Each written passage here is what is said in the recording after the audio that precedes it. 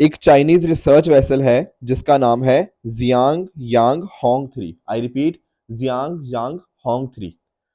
अब ये जो चाइनीज वेसल है ये जा रही है कहां पे? मालदीव्स। ठीक है। अब रिसर्च व्हीकल है तो कहीं ना कहीं वहां पर जाकर हो सकता है कुछ रिसर्च करेगी। ऐसा इंडिया को थोड़ा सा वहां पे कंसर्न था कि मालदीव्स के अंदर जाके ये क्या करना चाह रही है, क्यों वहां पे इसको रुकाया जा रहा है। ये सारे इंडिया के कुछ कंसर्न्स थे। हमने ये कंसर्न्स कहीं ना कहीं बात करे। एंड अब ऐसा मालदीव्स ने ये बोला है कि जो चाइनीज वेसल आ रही है ना, वो यहाँ पर कोई भी रिसर्च नहीं करेगी। बस वहां पे जो लोग वगैरह होंगे उनके रोटेशन के लिए जो पोर्ट पे और जो काम होते हैं छोटे मोटे वो करेगी। अदरवाइज और कुछ काम यहाँ पे नहीं करेगी। देखो पहले भी ऐसा मुद्दा ना श्रीलंका के साथ भी हमें देखने को मिला था। श्रीलंका के अंदर भी इस तरह की इश्यूज हमें देखने को मिलते जब चाइनीज वेसल ही वहां पे श्रीलंका जा रही थी। बाद में श्रीलंका ने 1 साल का मॉरिटोरियम लगा दिया था कि कोई भी फॉरेन रिसर्च वेसल यहाँ पे नहीं आएगा। तो इस तरह से बार बार ये चाइनीज रिसर्च वेसल्स का हमारे पड़ोसी मुल्कों के ऊपर इस तरह से प्रेशर क्रिएट करना कहीं ना कहीं दिखा रहा है कि चाइनीज अपना इन्फ्लुएंस यहाँ पे काफी बढ़ाने की कोशिश कर रहे हैं, डायरेक्टली भी और इनडायरेक्टली भी। दूसरा हमारा इंपॉर्टेंट मुद्दा जो द हिंदू के अंदर आया है, that is with regards to Kheda flogging is a case of police atrocity top court. यानी कि ऑनरेबल सुप्रीम कोर्ट ने एक मुद्दा यहाँ पे बताया है। एक्चुअल में क्या हुआ था ना, अगर हम 2022 की बात करें तो 2022 में ना जो गुजरात के कुछ पुलिस ऑफिसर्स थे उनके द्वारा कुछ मुस्लिम लोगों को अरेस्ट किया गया। ठीक है। और उनकी ना पब्लिकली पोल से बांधकर पिटाई करी गई डंडे के साथ। और ये वीडियो बहुत ज्यादा वायरल भी हुआ। अब सुप्रीम कोर्ट ने बोला है कि भैया ये पुलिस ऑफिसर्स हैं या क्या कर रहे हैं ये लोग। पुलिस ऑफिसर्स को अपनी ड्यूटी समझनी चाहिए कि उनके लॉ में क्या लिखा हुआ है। डी के बासु एक जजमेंट है बहुत फेमस। उस डी के बासु जजमेंट का पुलिस ऑफिसर्स को फॉलो करना चाहिए कि किस तरह से पुलिस को अपनी पावर्स का मिसयूज या पुलिस को अब्यूज नहीं करना चाहिए। कस्टडी के अंदर जब लोग हैं तो कस्टोडियल वायलेंस वहां पे उनके साथ नहीं होना चाहिए। तो सुप्रीम कोर्ट ने गाइडलाइंस दे रखी है डी के बासु जजमेंट जो 1996 का आपको यहाँ पे देखने को मिलता है। तो हमारी जो सोसाइटी है वहां पर इन तरह की चीजें जैसे टॉर्चर हो गया, पुलिस के द्वारा अब्यूज हो गया, हमारी लॉ इन्फोर्सिंग एजेंसीज के द्वारा मिसयूज उनकी पावर्स का, ये सब चीजें अलाउड नहीं है। हम एक सभ्य सोसाइटी है, वहां पर पुलिस को अपना काम करने का तरीका वो पता होना चाहिए, उनकी क्या लीगल ड्यूटी है, कैसे वो अरेस्ट कर सकते हैं। पर ये जो थर्ड डिग्री मेथड या टॉर्चर है ये बिल्कुल भी अलाउड नहीं है। ऐसा यहाँ पर हमारे सुप्रीम कोर्ट ने यहाँ पे बोला है। तो दोस्तों डेट है आज की 24 जनवरी 2024 एंड आप सभी का स्वागत है आज के प्रीलिम बूस्टर न्यूज डिस्कशन के अंदर। पहले टॉपिक की तरफ बढ़ते हैं, कुम्की एलिफेंट्स। देखो जब मैं बात करता हूं ना किसकी, कुम्की, तो ये समझना कि ये कोई नई स्पीशी ऑफ एलिफेंट नहीं है। नहीं, ऐसा कुछ भी नहीं है। कुम्की का मतलब होता है जब हमने किसी को कुछ ट्रेनिंग वगैरह दे दी।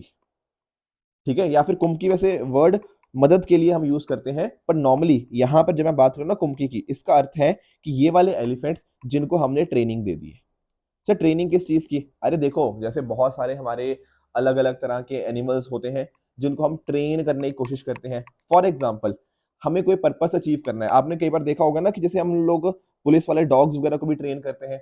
ठीक है ना, तो वो ट्रेनिंग उनको दी जाती है। उसी तरह से यहाँ पर इन एलिफेंट्स को हमने ट्रेनिंग दी जो हमें मदद करेंगे किसके अंदर? वाइल्ड लाइफ कंजर्वेशन के अंदर। जैसे फॉर एग्जाम्पल मान लो कोई जंगल के अंदर कोई जानवर है या कोई एलिफेंट है बहुत ज्यादा बीमार हो चुका है, हमें उनकी कुछ मदद करनी है, तो हम इस एलिफेंट को यूज करेंगे, इस कुम्की एलिफेंट को। ये जाके दूसरे घायल जो एलिफेंट है उसकी मदद कर पाएगा, उसको मेडिकल ट्रीटमेंट वगैरह प्रोवाइड कर पाएगा। ठीक है। कई बार हो सकता है फॉरेस्ट को पेट्रोल करने के अंदर इनकी मदद ली जा सकती है इन एलिफेंट्स की। साथ ही साथ कुछ रेस्क्यू ऑपरेशंस के अंदर इन एलिफेंट्स की मदद ली जा सकती है। तो ये सारे जो भी हमारे एलिफेंट्स जिनको हमने ट्रेन किया है फॉर अलग अलग पर्पसेस के लिए, उनको बोलते हैं कुम्की एलिफेंट्स।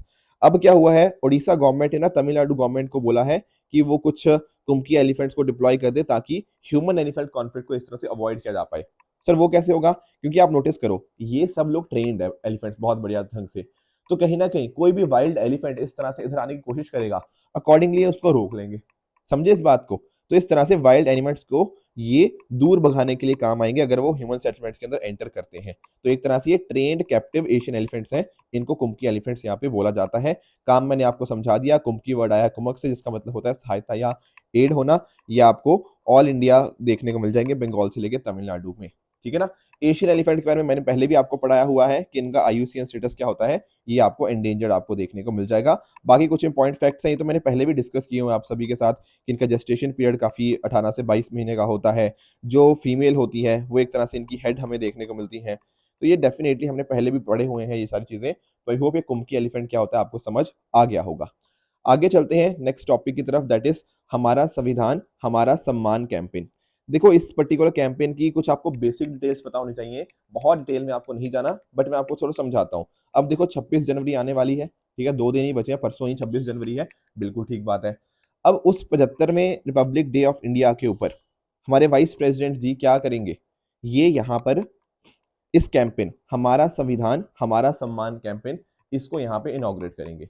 पहली बात तो ये समझो कि यहाँ पे हमारी नोडल मिनिस्ट्री है ministry of law and justice.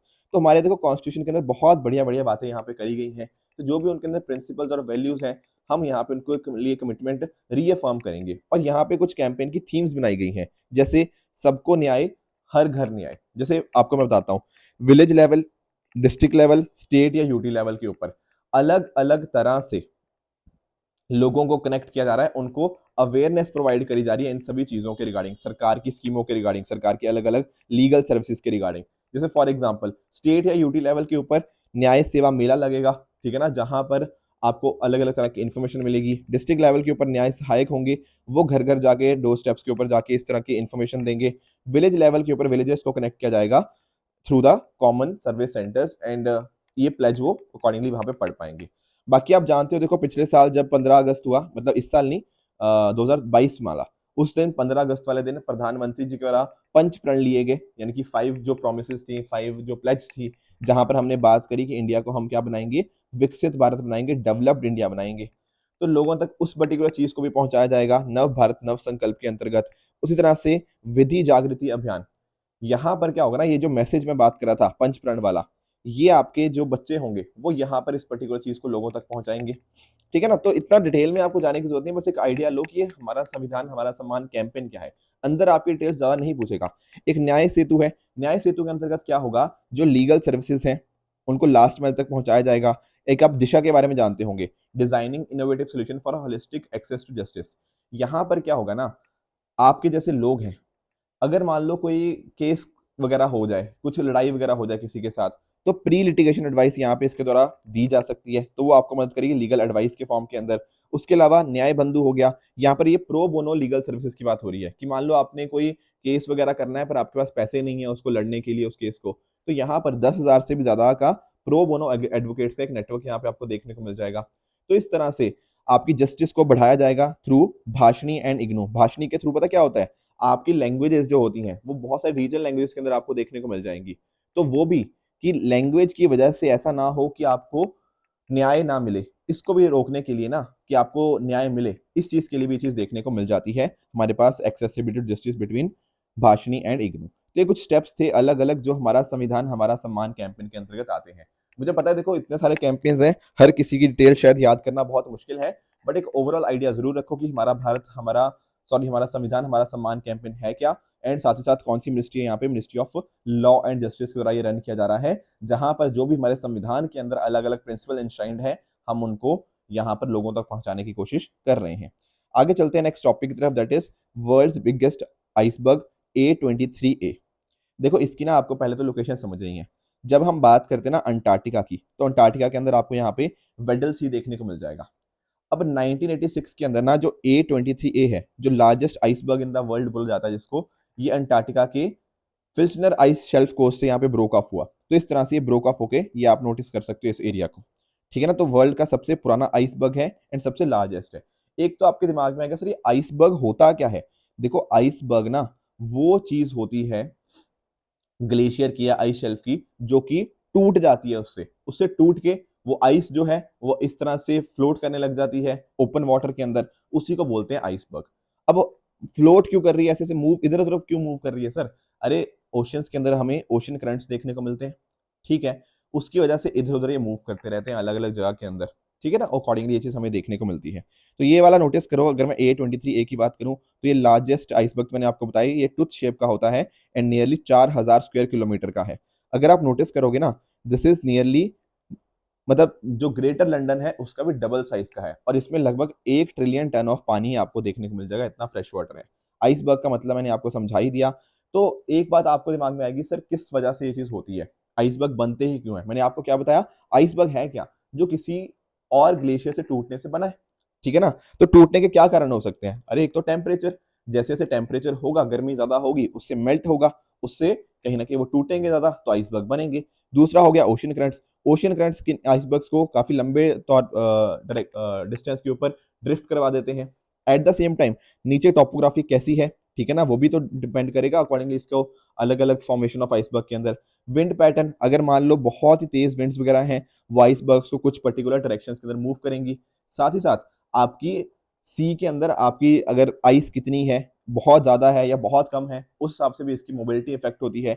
आपकी जो टाइड्स वगैरह हैं वो भी इसको इम्पैक्ट करेंगी। क्लाइमेट चेंज की वजह से डेफिनेटली देखो ग्लेशियल मेल्टिंग काफी तेज हो गई है, तो अकॉर्डिंगली आइसबर्ग का फॉर्मेशन भी ज्यादा होगा। साथ ही साथ जब मैं बात करता हूँ स्नो, अगर मान लो बहुत ज्यादा अकोमुलेट होगी, तो उस वजह से स्ट्रेस बनता है। स्ट्रेस बनने की वजह से वहां पे क्या होती है, काल्विंग। काल्विंग क्या होता है, एक तरह से ना जब ग्लेशियर से कुछ हिस्सा आइस का टूट गया तो वो स्नो अकोमुलेशन भी होता है। एंड ऊपर से हमारी जो ह्यूमन एक्टिविटीज है, मान लो हम शिपिंग वगैरह कर रहे हैं, उससे भी ये सारी चीजें हो सकती हैं। तो ये चीजें थी regarding world's biggest iceberg A23A, जो आपको यहाँ पे पता होनी चाहिए। आगे चलते हैं next topic, Baltic port of, ये आप नाम यहाँ पे पढ़ सकते हो, ठीक है। इसकी लोकेशन हमें जाननी है। देखो जब मैं बात करता हूँ ना, यहाँ पे ये देखना, यहाँ पे ये लोकेशन समझना, इधर इधर यहाँ पे, हाँ। तो रशिया ने ना रिसेंटली क्या किया है, ब्लेम किया है यूक्रेन को, क्योंकि यहाँ पर एक अटैक हुआ है, ठीक है। कहाँ पे, ये रहा आपका बाल्टिक सी, और ये आपका ये बाल्टिक पोर्ट, ये वाला जो USD LUGA वाला, ठीक है। तो ये बाल्टिक सी के अंदर लोकेटेड है, ये आपको पता होना चाहिए, फिनलैंड गल्फ इन रशिया। मैं पहले थोड़ा ना आपको इधर लेके चलता हूँ, जैसे फॉर एग्जांपल आप यहाँ पे देखो, ये रहा आपका बाल्टिक सी, ठीक है ना। यहाँ पर आपको गल्फ ऑफ बॉथनिया देखने को मिल जाएगा, यहाँ पर आपको गल्फ ऑफ फिनलैंड आपको देखने को मिल जाता है। तो अभी जो वाला आपको अटैक देखने को मिला है, वो बिल्कुल यहाँ पे इस एरिया के ऊपर आपको देखने को मिला है, ठीक है। तो एक तो गल्फ वगैरह के बारे में आइडिया होना चाहिए। साथ ही साथ कौन कौन सी कंट्रीज आपकी बाल्टिक सी को यहाँ पर टच करती हैं, तो आपको ध्यान रखना है कि टोटल हमें 9 देश यहाँ पे देखने को मिल जाते हैं। स्टार्टिंग विद यहाँ से देखो, डेनमार्क हो गया, डेनमार्क के साथ ही आपको यहाँ पे जर्मनी, आपका पोलैंड, आपका Russia, Lithuania, Latvia, Estonia, Finland और स्वीडन। तो दीज आर द 9 कंट्रीज जिनकी शोर लाइन है, मतलब बाल्टिक सी के साथ। तो ये पहली बात तो आपको यहाँ पे पता होनी चाहिए।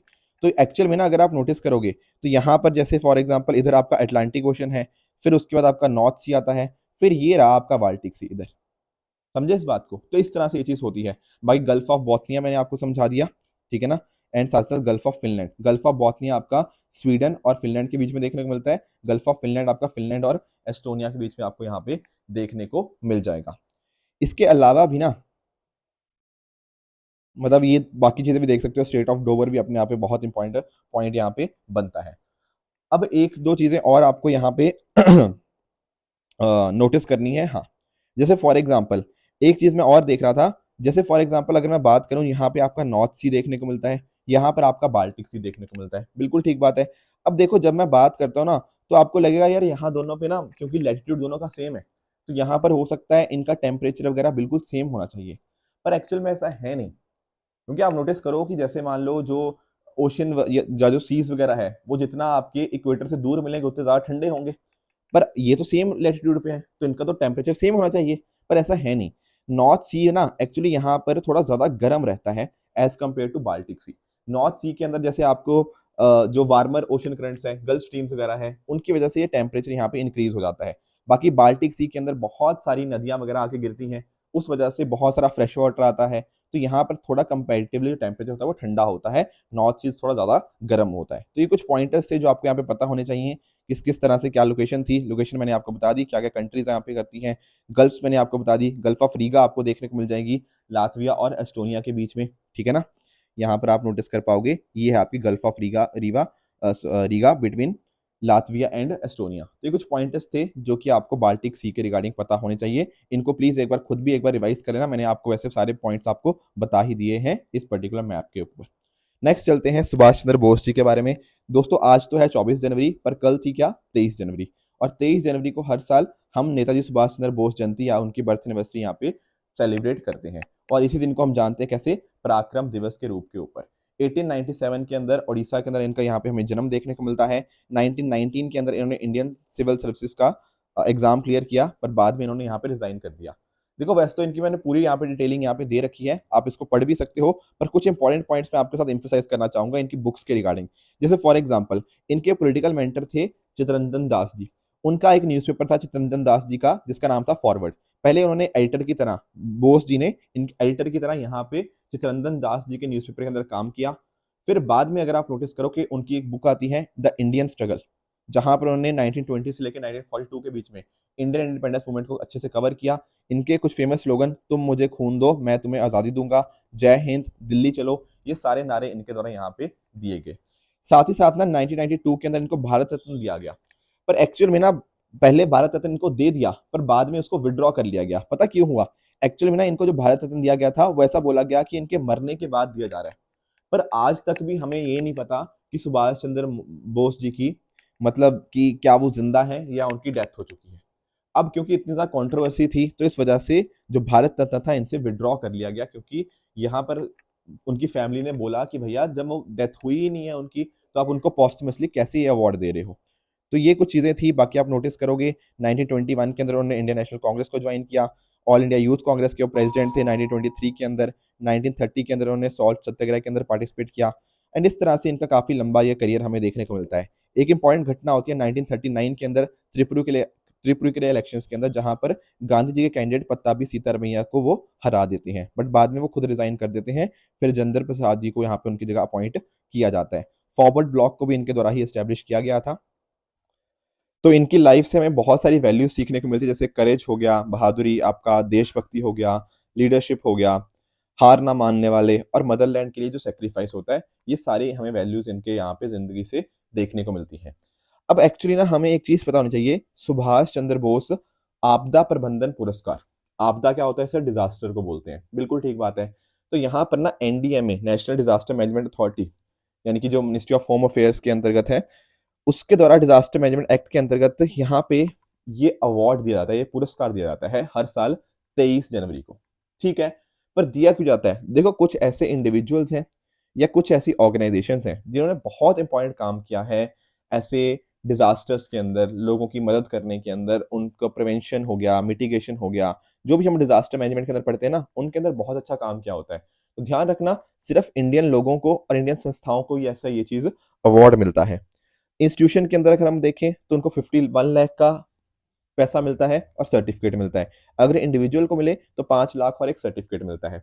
इस बार का जो ऑर्गेनाइजेशन के अंदर ये मिला है ना, तो वो मिला है किसको? 60 पैराशूट फील्ड हॉस्पिटल को। सर इसको क्यों मिला है? क्योंकि देखो 2013 के चाहे उत्तराखंड फ्लड्स हो, 2015 का ऑपरेशन मैत्री हो जहां पर हमने नेपाल की मदद करी थी, वहां पर मेडिकल एड पहुंचाने के अंदर इन्होंने बहुत इंपॉर्टेंट रोल यहाँ पे प्ले किया है। इस पर्टिकुलर हॉस्पिटल का एस्टेब्लिशमेंट हुआ था 1942 के अंदर। तो ये कुछ पॉइंटर्स थे जो आपको यहाँ पे पता होने चाहिए थे। एक ना यूपीएससी ने 2021 में एक क्वेश्चन पूछा था, तो आपको क्या करना है, आपको कोशिश करनी है इसको नीचे कमेंट करने की कि आपके हिसाब से इसका आंसर क्या होगा। बहुत ही इजी क्वेश्चन था, ठीक है ना? तो बड़े आराम से आप इसको कर सकते हो। सर आज का होमवर्क और क्या रहेगा? आज का होमवर्क आपका ये रहेगा, जहां पर कुछ क्वेश्चन मैंने आपके सामने दिए हैं, इनको आप बताओगे इनमें से कौन सा ट्रू है कौन सा फॉल्स है। कल मैंने जो होमवर्क दिया था, एक तो था इंडियन म्यांमार के बॉर्डर के बारे में।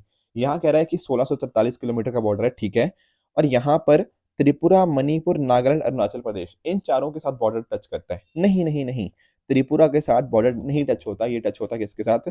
मिजोरम के साथ। बाकी सब ठीक है, तो ये स्टेटमेंट आपका फॉल्स हो जाएगा पहले वाला। अनंत सूत्र की बात करें तो यस, हमने साड़ी के बारे में यहाँ कल पढ़ा भी था बहुत डिटेल में, सेकंड ट्रू हो जाएगा।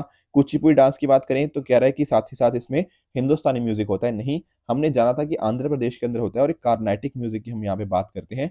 थर्ड आपका फॉल्स है, हेपेटाइटिस से बैक्टीरियल नहीं है, ये आपका एक वायरल इन्फेक्शन हमें देखने को मिलता है। तो फोर्थ आपका फॉल्स हो जाएगा। पांचवे की अगर मैं बात करूं नेशनल ग्रीन हाइड्रोजन मिशन की, तो yes this is actually correct.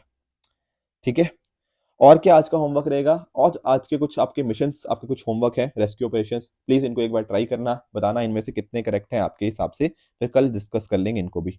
दूसरा आपका होमवर्क रहेगा रिगार्डिंग ऑपरेशन सर्वशक्ति। ये तो अभी 4-5 दिन पहले ही पढ़ा था, बस आपकी रिवीजन में चेक कर रहा हूँ कितना आपको याद है इनके बारे में। कल जो होमवर्क दिया था उसका आंसर डिस्कस कर लेते हैं नेशनल ग्रीन हाइड्रोजन मिशन के रिगार्डिंग कि ग्रीन हाइड्रोजन को कैसे प्रोड्यूस करते हैं, splitting water into hydrogen and oxygen using renewable electricity. That is Indeed correct. Green भी वर्ड है तो क्लीन हाइड्रोजन इसको बोला जाता है। यस, जैसे आपका सोलर हो गया, आपका विंड पावर हो गया, उसका यूज करते हुए हम वाटर को स्प्लिट करते हैं ऐसे, ठीक है, जिसको इलेक्ट्रोलिसिस हम बोलते हैं। दूसरे की बात करें, साइड प्रोग्राम तो हमने कल पढ़ा ही था, तो ये बोल रहा है कि कितने इनकरेक्ट है। नहीं भैया, कोई भी इनकरेक्ट नहीं है यहाँ पे, दोनों के दोनों स्टेटमेंट आपको यहाँ पे करेक्ट मिल जाएंगे। दूसरा होमवर्क दिया था रिगार्डिंग काबिल खनिज विदेश इंडिया लिमिटेड के बारे में। तो पहला कह रहा है कि ministry of petroleum and natural gas के अंतर्गत आती है। नहीं, दिस इज इनकरेक्ट। ये दरअसल में ना काबिल है क्या सर? काबिल एक पब्लिक सेक्टर एंटरप्राइज है जो आती है हमारी मिनिस्ट्री ऑफ माइंस के अंतर्गत। समझे इस बात को? तो काम क्या है सर, काबिल करता क्या है? देखो काबिल करता क्या है, काबिल आपके जो भी जैसे कुछ स्ट्रेटेजिक मिनरल्स होते हैं, ठीक है ना, उनको कैसे हम यहाँ पे आइडेंटिफाई कर सकते हैं आउटसाइड इंडिया, ठीक है, उनको एक्सप्लोर करना, उनको एक्वायर करना, उनको डेवलप करना, उनको माइन करना, ये सारे काम करता है काबिल। लिखा ही ना, खनिज, खनिज मतलब मिनरल्स, विदेश मतलब फॉरेन में, मतलब इंडिया के लिए, ये सारे काम करना कौन है? वो काबिल करता है। तो हमारी रिक्वायरमेंट्स, डोमेस्टिक रिक्वायरमेंट्स इस सबसे फुलफिल होती हैं। तो पहला स्टेटमेंट गलत था यहाँ पे, दूसरा ठीक है। इनकरेक्ट पूछा था तो भैया पहला इनकरेक्ट है, दूसरा बिल्कुल ठीक है। दोस्तों ये थी आज की डिस्कशन। अगर आपको इसकी पीडीएफ चाहिए तो आप हमारे Telegram channel PW only S official पे जाके इसकी पीडीएफ डाउनलोड कर सकते हो एंड अपनी प्रेपरेशन को और भी बेहतर बना सकते हो। तो दोस्तों इसी तरह से आप भी अपने एंड पे हार्ड वर्क करते रहिए। Thank you so much for the discussion.